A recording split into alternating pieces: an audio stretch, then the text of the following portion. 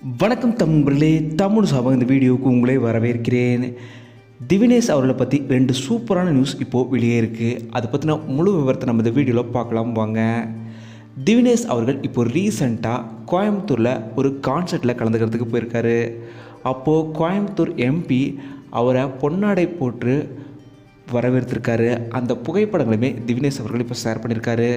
இதே போல் திவினேஷ் அவர்கள் பாக்யராஜ் ரசிகர் மன்றம் நடத்தின ஒரு இன்னிசை நிகழ்ச்சியிலையுமே கலந்துக்கிட்டு அங்கே இருக்கிற மக்களுக்கும் பாடியிருக்காரு.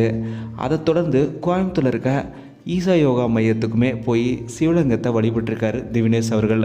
அந்த புகைப்படங்கள் எல்லாத்தையுமே இப்போது ஷேர் பண்ணியிருக்காங்க. அதுதான் இங்கே பார்க்குறீங்க.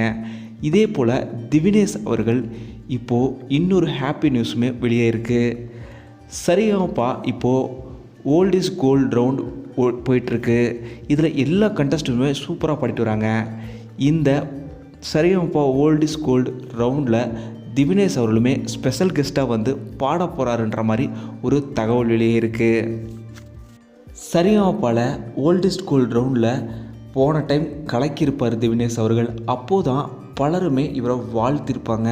இந்த அளவுக்கு ஒரு பர்ஃபெக்ஷனான ஒரு சிங்கரை யாருமே பார்க்க முடியலன்னு சொல்லியிருப்பாங்க.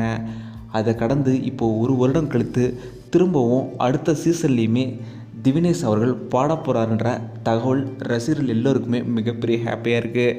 ஏன்னா ஓல்ட் இஸ் கோல்ட் ரவுண்ட்னாவே அது திவினேஷ் அவர்கள் மட்டும்தான். நீங்கள் சரிங்கப்பா ஓல்ட் இஸ் கோல்ட் ரவுண்டை பார்க்குறதுக்கு எவ்வளோ வெயிட் பண்ணுறீங்க.